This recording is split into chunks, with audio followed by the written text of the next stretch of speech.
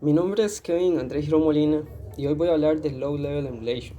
Los temas que se van a hablar en este video serían la historia de la emulación, qué es High Level Emulation y Lower Level Emulation, por qué hacemos una distinción entre estos dos, un poco de los desarrollos que hay afuera, de qué trata específicamente este paradigma de Lower Level Emulation, algunos ejemplos en específico, ganancias económicas que trae ello, Lower Level Emulation en misiones espaciales también, un poco de conclusión y algunas menciones honoríficas y finalmente la bibliografía. Historia de la emulación. El ejemplo más fácil del cual se puede hacer mención serían los mainframes de IBM en la época de los 60, donde las máquinas intentaban emular a base de microcódigo otro software de máquinas antiguas. Esto quiere decir que metiéndose a nivel de instrucciones específicas para ese hardware, lograban poder obtener ese momento de felicidad de poder resucitar un programa viejo que posiblemente era necesario en su momento, pero como ya hemos visto a lo largo de la carrera, esto no brindaba o lograba el rendimiento esperado, a veces incluso era mucho más lerdo. Dentro de los ejemplos que podríamos mencionar acá, podríamos mencionar algo que esté un poco más acuerdo a nuestro curso y no tan viejos como máquinas gigantescas. Podríamos mencionar Amiga o Apple, que podían replicar software de IBM PCs con el sistema operativo que poseían en ese momento, que era DOS.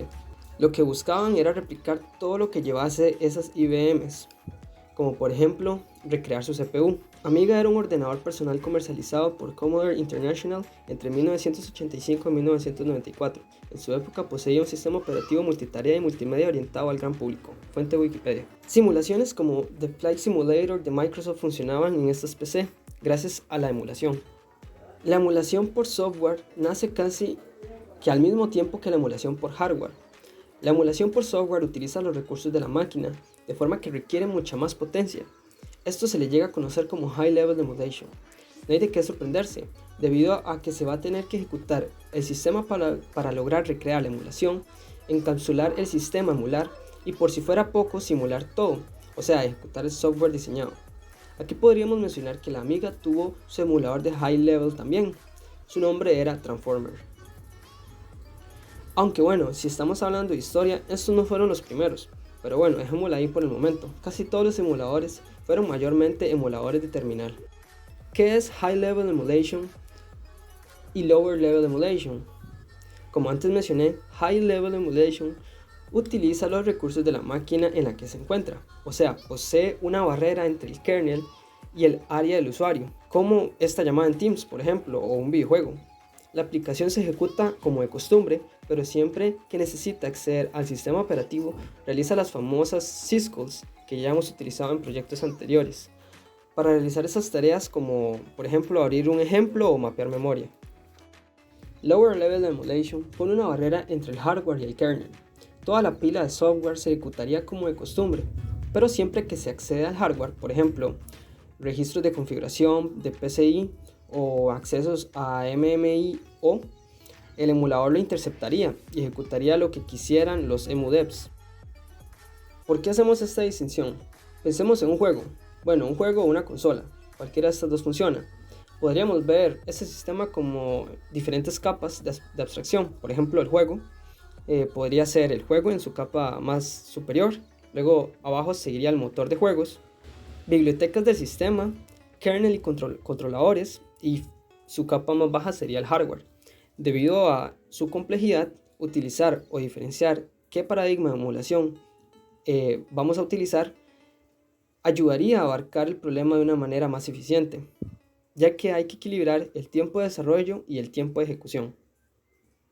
El tiempo de desarrollo y el tiempo de ejecución son importantes, ya que por ejemplo si desarrollamos un emulador de un nivel demasiado bajo, el tiempo de desarrollo sería poco, pero el tiempo de ejecución sería demasiado alto, ya que sería increíblemente lerdo debido a los miles de millones de transistores que se tienen que emular. A estas alturas de la carrera, ya sabemos cómo funcionan los chips dentro de una computadora, o cómo procesan la información y la ejecutan. Todas estas preguntas me llevaron a un proyecto de una simulación visual a nivel de transistores de un CPU. El resultado es sencillamente increíble. Aquí podemos ver cómo funcionan El bajo nivel, si lo pudiéramos ver de alguna manera visual, cómo se relacionan los transistores, y todo esto gracias a la simulación de una placa. En este caso es un CPU 6502. Hablemos un poco sobre qué trata Lower Level Emulation en específico, algunos ejemplos y los desarrollos de los emuladores en los juegos. Lower Level Emulation busca emular todos los componentes a nivel de instrucciones y ciclos, aunque esto varía de una aproximación a otra. Lo que usualmente se hace es emular cada componente por separado y luego conectarlo virtualmente. También puede llegar a ser necesario ajustar al límite la sincronización entre componentes, como el bus de datos, por ejemplo, donde hay que conocer la latencia de la información, diseñar la forma en que funcionan los árbitros, hilos, entre otros. Si nos ponemos a pensar de la forma más baja de simulación posible, un ejemplo de ello es un grupo de rusos que intentan simular un PlayStation a nivel de tecnología TTL. O sea, imagínense lo complicado que va a ser. Entre más baja la emulación, más real se vuelve el resultado final, o sea, más fidedigno es. Uno de los ejemplos más famosos son los diseños o recreaciones del Xbox 360, que a día de hoy ya existe su distribución, logrando un rendimiento bastante aceptado en juegos como Halo, por ejemplo.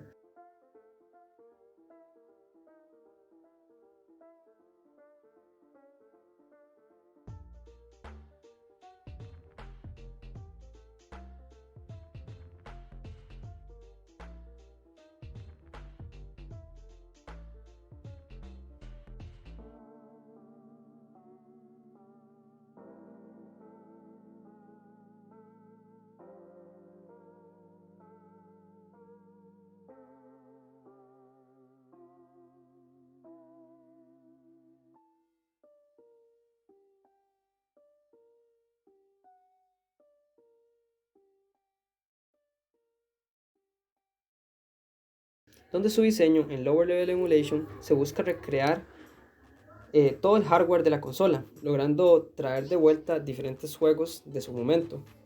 Podríamos mencionar el Nintendo 64 también. Creo que es casi demasiado conocido entre nuestra generación y podría asegurar que casi todos hemos jugado o conocido algún juego de esta consola. Aunque en el ámbito de los videojuegos podríamos también mencionar al Game Boy o al SNES.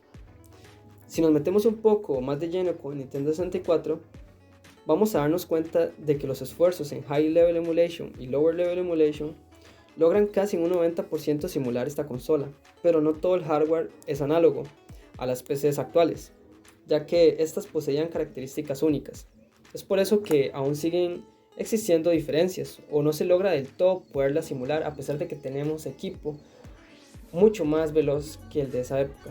Lograr replicar el hardware a base de Lower Level Emulation es bastante complicado debido a que los sistemas están protegidos, o sea, son privados.